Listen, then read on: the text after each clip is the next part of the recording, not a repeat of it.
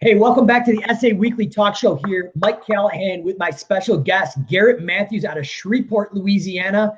Looks like we actually got somebody behind you there, Garrett, in the office, joining us remotely as well. Looks like Garrett's coming live from the office there, where they actually specialize in Christmas light installs in the fall season. So that's the reason why we're bringing Garrett on. I want to apologize first for not being live yesterday. I had something pop up in my business up in New York, so we had to take care of a couple things, but we are live back. We're going to talk about Christmas light installs, how to set it up in your business, the different models, whether we sell the actual products, we lease them, how do we build them, and then some business and processes systems around that. And then finally, how to set this all up and service autopilot. So Garrett, if no one has met you or hasn't heard about your background in the lawn care landscape industry, or maybe even your interesting past there in the fire department, little background on you and how you cut your teeth in the lawn care industry. Just like everybody else has got started, I'm in it now. We are a maintenance company. We do landscape maintenance, lawn maintenance, fertilization, recently added pest control, and then we do Christmas lights in the off season. So it's a really good service for us, and we'll get into this here in a minute of why it is a good service for us. But it's it really bridges a big labor gap for us, a labor shortage, a time shortage, if you will. So I'm a big fan of them. I like them a lot, and who knows, after this talk, maybe you'll be a big fan of them. Absolutely. I know we were thinking about it in the Northeast, and I guess first question is, what's the purpose of holiday lighting? And you kind of hit on it with the labor. I know you need to. There's two different. These are all my opinions. And for anybody that is going to watch this, that is in light, some of this might be kind of 101 stuff. So I apologize if you don't get a ton of value out of it. But so first off, if you got to figure out why you're going to do the lights, and there's two basic ways of setting it up. You either are trying to set up a separate standalone business, like you want Christmas light to be its own thing, where you're going to have to hire its own employees and you're going to have its own systems and everything else, or are you just trying to bridge a work shortage? Are you trying to keep guys busy for that certain time of year? In my opinion, depending on what you're wanting to get out of it, depends upon the steps you're going to take to get it set up, how detailed or how basic you're going to keep it. If you're in the Northeast and Christmas lights are going to interfere with leaves, I mean, we don't really have leaves, so I'm not sure on the timing of all of it, but if you have any kind of service, if you don't have a problem keeping guys busy, and when I say keeping guys busy, your window is really, I mean, it can be as big as you want it, but that November to December, first week of December, if you've got a labor shortage or if you got a work shortage in that time, Christmas lights would be a good fit. If you're struggling to get all of your work done during that time, well, it might not be a good fit. So you kind of need to decide what your labor needs are, why you're even getting into it in the first place. So for us, our grass slows down pretty significantly around mid to the later part of October. So, when our grass goes from weekly to bi-weekly, well, that means half of my grass cutting crews, I need something for them to do, or they're only going to be able to work half the hours. So it's a way to keep the guys busy, to keep their hours up, but at the same time, it keeps revenue coming in. And if done right, Christmas can be a good revenue source. So, first, that would be the first thing I think you need to be self-aware of, and you need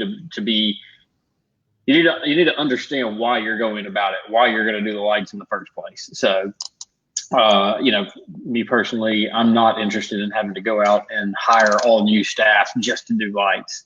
We will only ever do as many lights as needed to keep our current staffing situation occupied and busy.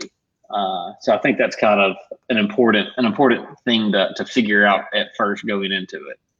So, Garrett, that's an interesting point. So I know obviously in the Northeast, we're struggling a lot of times to actually get the leaves and things picked up. And even that transition zone going down into Virginia and the Carolinas, we see that as well sometimes. The further south you get or southwest, you kind of fall into that area. But if we've got people from either Canada or the Northeast looking at this, and I know we do a lot of our viewers are, is one of the things that hit me in my head was, well, what whether it's a standalone business or an add-on ancillary business, what are we looking for as like investment and overhead of equipment and maybe not even necessarily extra people, but maybe if I'm playing the what if game, maybe I don't like the leaf removal game in my part of the country because it's so short and it requires capital intensive investments to hire and get dump trucks and loaders and things like that. So theoretically, you're going to already have most of the stuff. You've already got the trucks. We have one trailer that we store some stuff in, but we don't really use it. So you don't need trucks, or you're going to use your existing trucks. You probably already have ladders, specifically step ladders. We use some extension ladders, but you can go buy all the extension ladders you need for a couple $100 at Home Depot.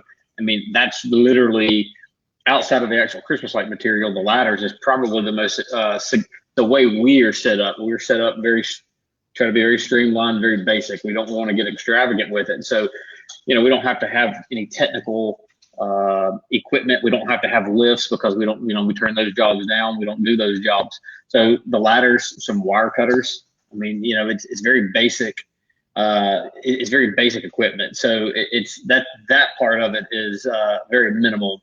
That should be a non-issue. If you're having to worry about a $200 ladder, then there's other things that need to be addressed. So awesome. So I love it. I just was interested in that perspective because I know a lot of business owners that I've been talking to lately are looking at their overhead structure and like, well, should I invest in hundreds of thousands of dollars equipment just to handle leaves in the spring and fall when that's not really their core business? Is there another ancillary service like lighting that can do that? So as we kind of dive into that, Garrett, well, look at it like this. If you've heard the word equipment utilization. So if you've got your trucks that you're mowing grass, like for us, we're mowing grass we're putting up lights with our grass trucks. So we are capturing all of the expense of our trucks inside of our mowing operations. So all this has done is this has allowed us to capitalize and make more money on existing equipment for several more weeks into the year. So it keeps more revenue. It's just another way to make more revenue. I'm not counting on Christmas lights to pay for my trucks because I'm going to have my mowing trucks whether I do Christmas lights or not. So you start looking at it from different financial perspectives like that, and it can definitely start having more of an impact than what you might realize. And like I said, you already have the truck for mowing, so you're not having to buy $10,000 plows or however much those things cost. So. Too much. So diving into that, Garrett. So let's just say we just started out in the lighting industry, or maybe we're already existing, but we're just trying to figure out the mix to make it work. And obviously being a savvy veteran of yourself, what are the best ways of selling Christmas lights? So there's two different particular models that I've seen through my research. One is to actually go out and lease the holiday lights to the consumer as a package price. And the other is to actually separate the product and the labor to install it. And I'm assuming probably take it down. So dive into that. Can you kind of look at the two different models, the pros and cons, and what are your thoughts if somebody's in it or if they're getting into it? How do you have that decision and make that choice? Well, so, obviously if, it depends on which one you're going to go with. Neither one of them, and you're right, there's the purchase model and the lease model, or however you want to call it. Neither one of them is right. Neither one of them is wrong. You're going to find strong proponents and arguments for both. If you're going to do the lease, well, then that is going to be another upfront expense that you're going to have to incur. With the lease model, I've heard different arguments. There's people try to recover the expense of the lights over different amounts of time. We use the purchase model. We want to recover as much of the material. We want to recover all of the expense of the material upfront the first year. So when we give people a price, it's, hey, this is how much it costs to install and remove it. And this is how much additional it's going to cost the first year because you're having to buy the lights. In my opinion, this is my argument for why we do the purchase model. If I sell you the lights and you actually physically own the lights, there's a sense of ownership with you. You own these lights. Well, part of the other part of our model that's part of most people's models is even if you're going to do the lease model, you still have to store these lights. So we follow the purchase model, but we offer to install, service, remove, and then store.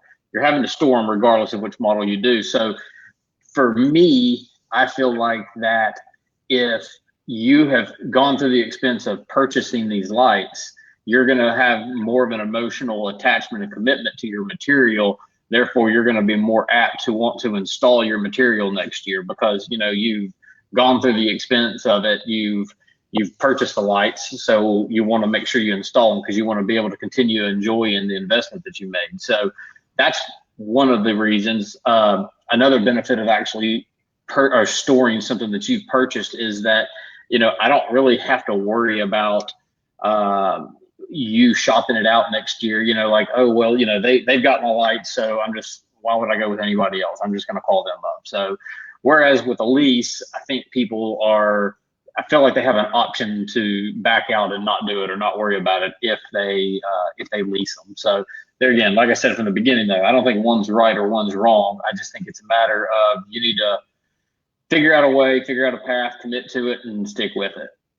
Okay, great advice, Gary. And I want to let everybody know, if you have questions for Garrett, drop them below at the end. If we have time, we'll answer them live or even the recorded version. I want to say what's up to Ashley and obviously Kayla in the background there. Some of our friends over at Matthews Landscape. But Garrett, I think you hit it one point that I wanted to touch on before we continue to go into this a little bit deeper is if you're storing those materials as far as the wreaths and the lights and different things like that, I'm assuming you've kind of got the upper hand because if they want to go out and cancel the service and go to another competitor, is there some type of charge or penalty to actually get their materials and give them back to them so another competitor could actually do that? Or do you just hand over those lights? No, I mean, if they want their lights, they are more than welcome to come pick them up whenever they're ready, and we'll pull them out. Now, the way that we store our stuff, I mean, you're not going to call us in May and come get your lights. That's just not going to be very realistic. But right now, all of our stuff is out, organized, and situated. So, you know, if you decide you don't want to do them, you're more than welcome to come pick them up. Okay, beautiful. So now your material. Okay, so now that we've gotten into this game, we've kind of figured out, is it going to be a standalone or just an ancillary add-on? And we've kind of figured out that buy or lease model. How do we actually go out, in your opinion, to be effective to market the services? And then tying into that, one of the biggest questions we get at Simple Growth, especially when we're doing the automations, is when is the appropriate time to start marketing to new clients, basically to make sure anybody who's already in your docket that's going to renew a yes or no. I'm assuming you probably want a solid yes or no for those. You're not just going to show up and put them up. And maybe you do, so we can hit that. And then maybe if you're circling back to people who've canceled or lost estimates in the past, when's the appropriate time to start marketing to each part of that segment? So we were 40% booked for Christmas lights back in August. Okay. So we start early. So to start actual what I'm going to call marketing, I'm not going to talk about trying to recapture yet. I'm talking about trying to market to new clients. I have an opinion that you shouldn't really worry about it until after Halloween. I feel like you kind of want to get, I think 2 holidays in between is kind of a lot. Let's get past Halloween. Once Halloween comes and goes. If I can cut you off for just 1 second, because I think it's an important point there. And I know a lot of people that watch you on Facebook and the Service Autopilot area is you dominate with your organic content where you're going out and educating things about the yard and home. Are you also being cognizant of your marketing with your organic content after the holidays? So you're not really talking about best practices and things with that and building that relevancy, or is that beforehand? I mean, there's not a lot of purpose to our organic. We're literally talking about whatever's relevant here and now and today. So, we'll start here soon enough. I mean, we'll just start showing things about it and start talking about it. I don't think timing on that matters nearly as much as just doing it. So we don't actually start. So this is going to sound crazy because for Christmas lights, I've talked to multiple people, several people that we've talked to about getting going in lights, and it's crazy as it sounds, but yard signs have proven to be the #1 lead source, specifically yard signs in the yards of houses you've installed. We get a ton of leads from, I'll hang lights at your house tonight. We put a sign out I'll hang lights at your house today, and there'll be a sign out, and your lights come on tonight. And tomorrow, we're going to get 2 or 3 calls from people that are on your street or around the corner from you, because there's still a lot of people that are uneducated to the fact that this service even exists as far as out in the market. So we've tested it, hands down. Yard signs, as crazy as that sounds, is the best, and it's super cheap. If you buy them in bulk, I mean, you can get yard signs for a couple bucks a sign. You just need to go ahead and you need to just accept the fact that they're going to get taken up, be it by competitors or by HOAs or the city or whoever it is. You're going to lose signs. We very much so knowing, like, we have a competitor that takes them down all the time, but even aside from that, they work so well that we're not worried about it. We're not concerned with it. We still drop them in the yard, the yards. We drop them on street corners. We put them everywhere in the areas that we are more worried about. It's a very basic sign. It's just a red sign. It just says we hang Christmas lights, and it has our phone number. We just want to get the point across. We want to get people intrigued, and then we want you to call. So your close rate is not going to be very good with Christmas lights. It surprises me every year at the people that do buy lights, and it surprises me at the people that don't buy lights. So people that you would think that, I mean, we have customers that just think everything we offer is absolutely crazy. Why would people pay for that? But they'll buy Christmas lights. And then we've got people that will spend thousands of dollars in maintenance, and they think that paying someone to do Christmas lights is just crazy. So I would caution you to not be careful profiling your clients, because if you try to profile a Christmas light client the same way you're going to profile a lawn care client, you're gonna miss out. You're gonna be wrong in some cases. So that was a big one. And then you've got social media, you've got different things like that. I have never had any luck. We don't do any direct mail anymore. We don't do anything in the mail. I think that's a whole other conversation, but we don't do anything in the mail. I think it's too slow. I think that the entire process of Christmas happens so fast that you got to be able to capture their attention. You got to be able to get them to inquire, and you got to be able to get them converted as fast as possible. You don't want them thinking about it or dwelling on it or anything like that. So I would say that really there's only 2 lead sources for us outside of recapture. I'm talking for new clients, the yard signs, and then social media. Instagram pictures, before and after pictures, I say before and after, like nighttime pictures of the house, what it looks like during the day, what it looks like at night, just different things like that. As far as recapturing, so like I was saying earlier, something that you're going to realize as you get deeper into Christmas is that as you hang the lights, the window is real small. So the most popular time is that 6-week period right there, right before Thanksgiving and the 2 weeks after Thanksgiving. Well, you're going to get to a point, the longer you're in this, that you're going to have more work than what you can physically sell in that window.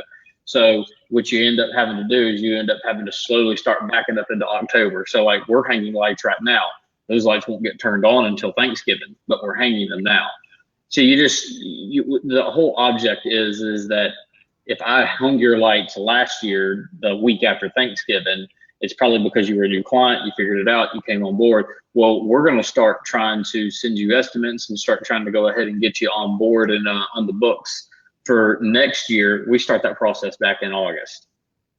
So you're actively filling that pipeline proactively, and then basically the new people are going to be the latest installs. But if you already had a track record with them, we're going to sell them, July or August, whatever that may be, moving in. So that schedule's already booked. So basically, we're just creating that continued sales pipeline. One of the things I wanted to touch on, Garrett, before we hop into how to actually set this up and do the installs and the service autopilot part of it is you're almost going into some like guerrilla marketing with these signs. And it works well in other services, but it seems to me, at least in the Southwest and different areas in Arizona, I know Chad Cranston probably watching, does a lot of signs out there, and some of the other gentlemen we know in the Carolinas do a lot of signs around Christmas.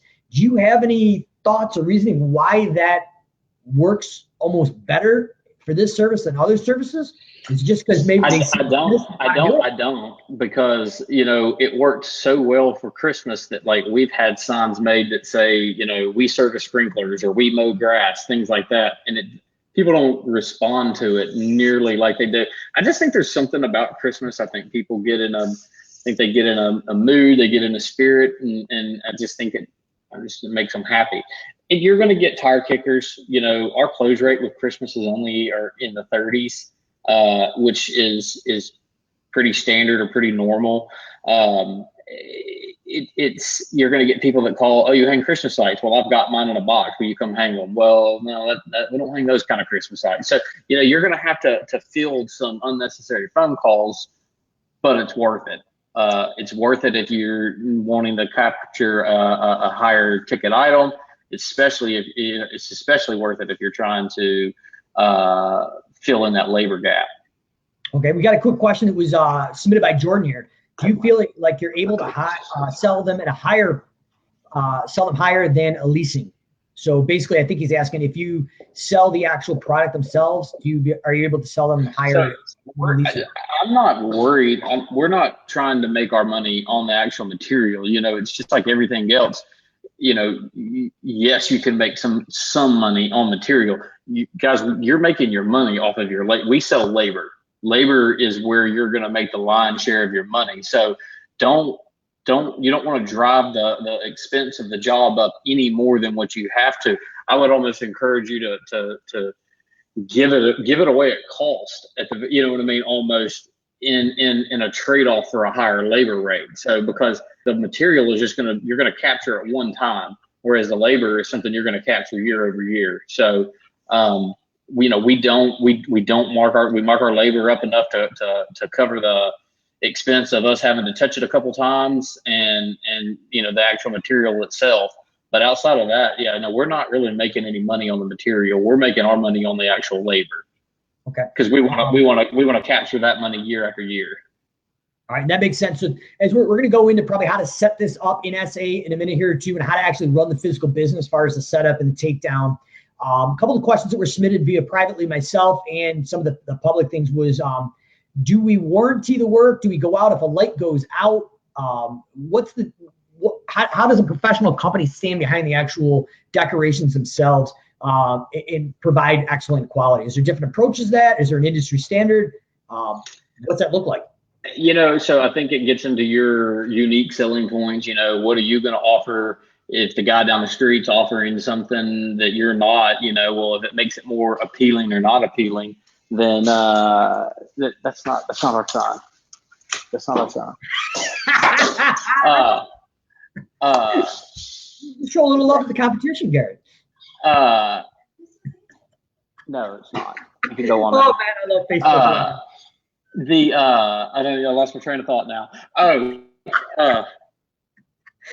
So if the light goes down, do we stand behind it? Yeah. So, you know, if it's a default in the actual material, yeah, you need to go out there and you need to service it, because most of the time it's like a light bulb that's going to cost $1, so it's not that big of a deal.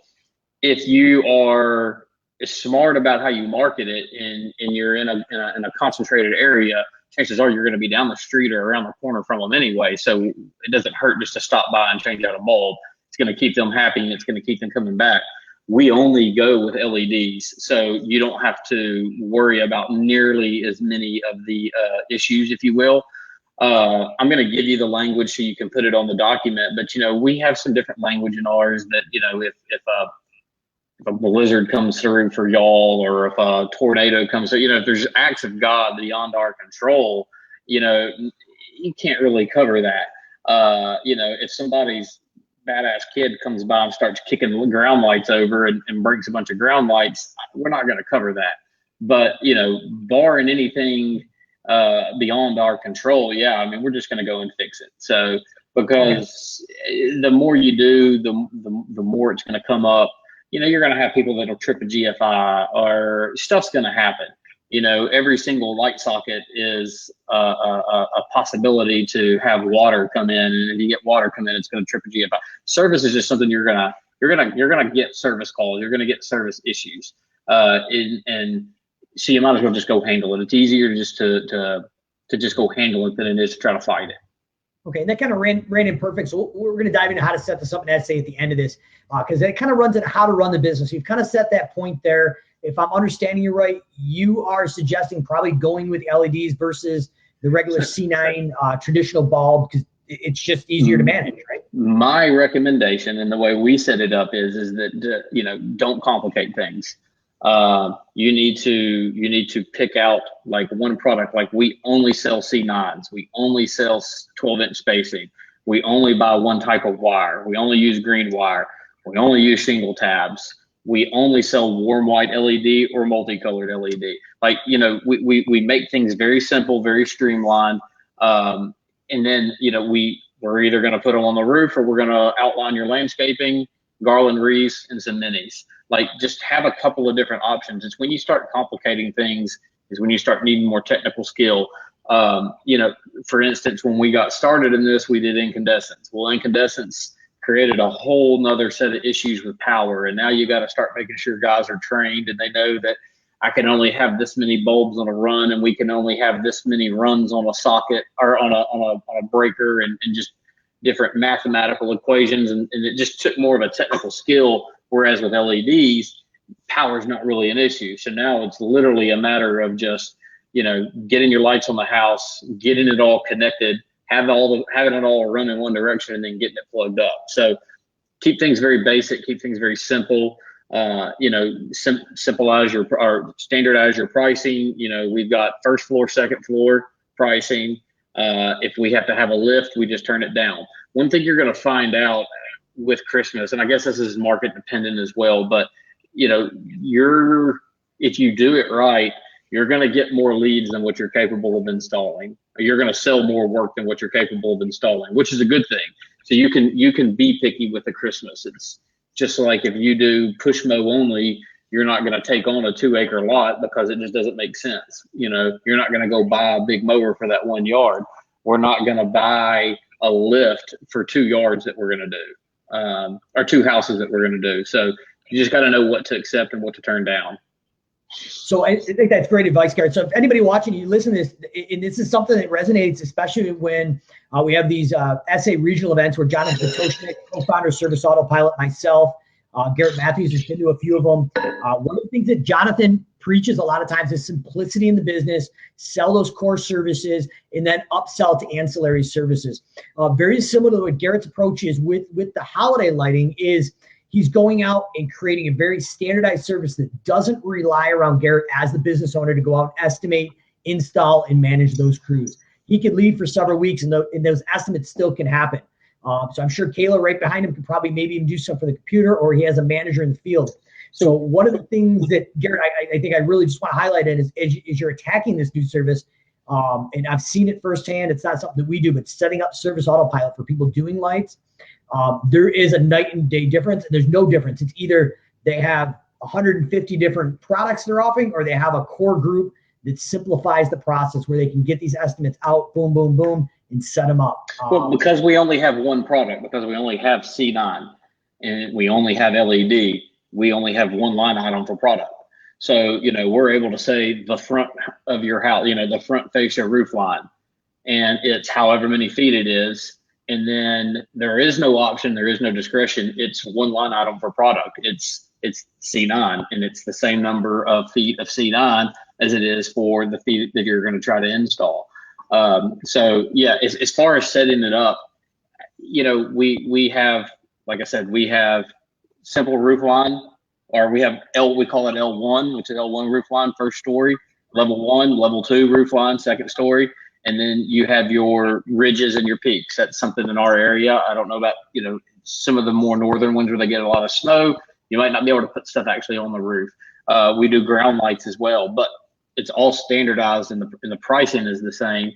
So you're able to just have that one line item. Something that we found too with the bidding is that, somebody might not realize what they can and can't get. So you might say, yeah, I just want some lights across the front of my house. Well, we're going to give you the quote for the lights across the front of your house, but we're also going to say, if you wanted to go down the sides of your house, it would cost this. If you want to do them on your roof, it would cost this. If you want garland and wreaths, it would cost this. Like, we just line item it all out. There is no grand total. And that way people can actually see this, they can see this itemized estimate for what it is that they can and can't have.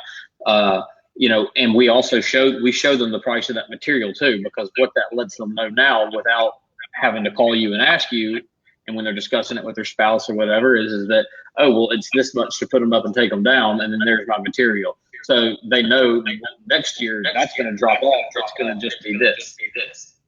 Awesome. So when we hop into the tail end of this here, as we're getting into it, we're going to tackle how to actually set that up in SA. And if there's interest, anybody watching this, make a comment. If you want Friday or tomorrow, depending on scheduling. Less than 5%, Travis. Yeah, attrition rate. I was going to ask you that. So if you are interested in finding out how to set this up in SA on a live Facebook Live, where we go step by step to show how Garrett's model is set up, potentially, and even the lease model, we'll do that. So make a comment below if we have enough want for that. We'll actually do a Facebook Live inside screen share with SA. In addition, we've got Robert wanting to know. I obviously you don't want to share your prices, but is there an average price, or is there I don't want to say average price, price difference based on first and second floor? Does that price go up or down? Or is it the same? I was talking with somebody just today that's charging like $8 a foot for lights, and I about fell out when he said that. That's all over the map. I think you need to be just like everything else, you need to be real careful with that. You need to figure out what you need to make, and that's what you need to charge. Okay. I know it's kind of crazy. I would say from my experience, anything in that $2 to $5 range seems to be kind of common. I hope that helps maybe. Per linear foot installed? Yes. And now, I think the question was more directed at, does the price change if it's first story or second story? Is it pretty much average across the board? No, for us it changes because it's going to take you longer. Second story is going to require a bigger ladder, and bigger ladders are heavier. Bigger ladders take longer to climb up and climb down, longer to move. You might have to have help. Your second story needs to cost more. Just like your roof, your roof is going to cost a little different. Your ground lights are going to cost a little different. So because it's all dependent upon your labor and what it is that you need to charge to cover your expense. So very similar to like your lawn mowing or aeration overseeing. We got different production rates based on whether it's on the ground, it's on the first story, second story. And you're gonna suck in the first year, and you're gonna be slow, and you're not gonna make as much money as you think. And then after a while, it's gonna click with you, and you're gonna be like, "Holy cow, we could do X, Y, and Z," and it's gonna speed you up by 20%. So, as far as what to you need to charge $2 to $5 a foot, somewhere in there, and you need to buy some Christmas lights, and you need to practice on your house and your mom's house and your brother's house, and you need to just get a little bit of experience behind you, and then you need to figure out, you need to time yourself. You need to kind of wrap your head around what it actually takes. Different areas up north, the same guy I was talking about that's charging $8 a foot, when you talk to him, he's dealing with bigger houses that are more second story. They get snow and ice. He has to have more safety. He has to have taller ladders. It just takes him longer. Down here, one of our biggest issues is the roofs are still too hot. So, it's 80-something degrees today. It's just different strokes, it's different areas. I think pricing is going to be different. So I think it's kind of dangerous to compare pricing for different regions because there's going to be so many different variables there.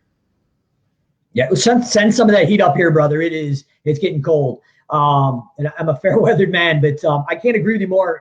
Test it out on your house, your parents' house. We were thinking about getting into Christmas lights. We're in upstate New York. I did it at my house, and I actually had the regular C9s, not the LEDs. We had to string together no more than 2 strands. We were blowing circuits. It was a disaster. So I think LEDs was really good advice. Just my limited knowledge of it.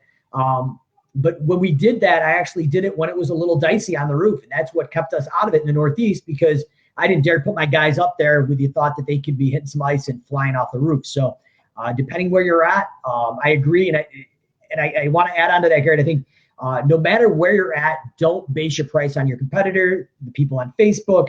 Know your own costs, track it in SA if you're using it, or pen and paper, and know those production rate costs. Also bear in mind too, though, that whenever you're building your price, and there again, you don't have to do yours this way, but I think the vast majority of everybody does it. When you give someone a price, that price includes you coming back and taking those lights down as well. So whatever it took you to put those lights up, from our experience, 10 to 20% of the time it takes to put them up needs to be allocated to take them down. So that's just something you need to be aware of, and you need to factor that into your pricing as well. You must have been reading my mind. It was actually, I want to give a shout out to John Dominy. He was just up in New York for our 2-day automation boot camp. And one of the questions that John wanted me to ask you was, how do you handle the actual taking down of the product? You kind of hit the percentage there. In addition, so he was curious, his question was, is it a particular line item, or do we have the materials, the setup, and then the uninstall as 3 different line items, or is it just setup and take down all in one? One line item, one price, keep it simple. They just, it's one line item, and you sell it as that. You sell it as an install, a service, and a removal, and storage as well. So for us, it works one line item. I think it just takes a lot of the math out of it. It takes a lot of the guesswork out of it, and it can be just, it's a very emotional purchase. It's simple. You got to simplify it. I believe very, very strongly in just keeping things simple. So, but yes, no, like I said, just standardize it. It's one price. Hey, this is what it is. The thing with Christmas is we don't do appointments for estimates. Because you got to be fast. Everything you do, you need to think about speed. You want to get it up, get out of there, and get on to the next one. So you start complicating things, and it just starts slowing you down, starts bogging things down. And that actually leads perfectly into my next question is, as we're diving into how to set this up into SA, it looks like Krista and Brian and Hobie, a lot of people are interested in us showing them how to set this up in SA. So I'm going to actually, I think, save some of the finer details and not get into the weeds until we actually do the Facebook Live screen share how to set it up. Yeah. But from a 30,000 foot view, you have your handful of services and then your product set up. And we don't do estimates because estimates take too long. People have too many questions. You should take care of that with an email. Send them an email or a text message or the phone call, and give them the basic information. Let your office communicate back forward. Don't get bogged down in the front yard. So, we go to the house. We try to do all estimates the same day, unless you call late in the evening, and then we'll just do them the next morning. But no, we go to the house. We do our measurements real quick. You can do it with a basic measuring wheel. A lot of things can just be eyeballed. Put together the estimate. We snap up like 3 pictures. We get a left profile, a straight on, and then a right profile picture of the house, and we attach those onto the estimate through the app.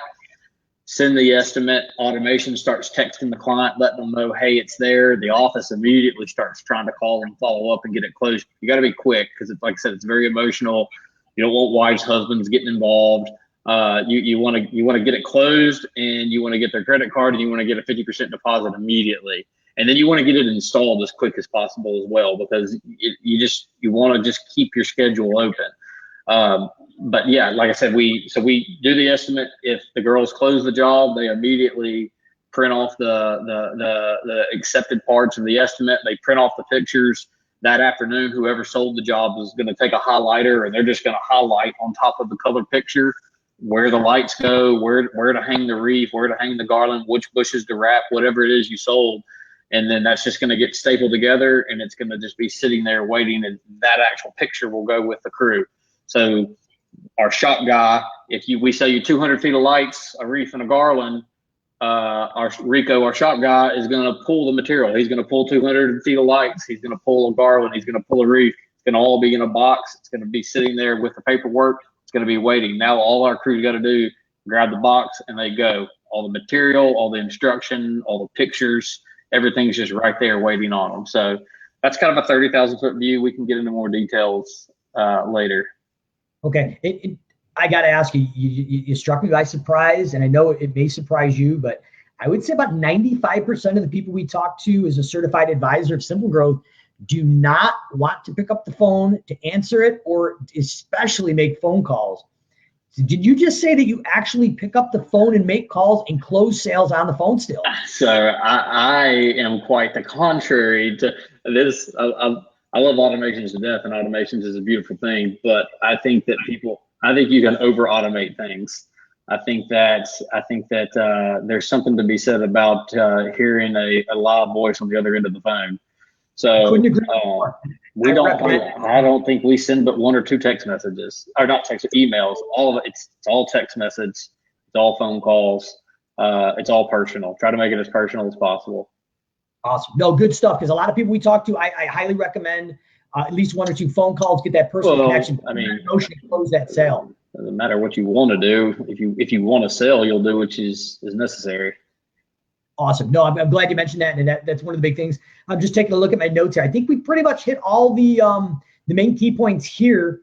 It doesn't look like there's any other live questions. If you have any other questions for Garrett, drop them in real quick. We'll answer them. If not, in the recording version, we're going to shoot for either Thursday or Friday this week for Facebook Live screen share. How to set this up. We can go over basic materials as well. Maybe do a materials list and some different vendors, things like that. We can get that together. Any collections. Okay.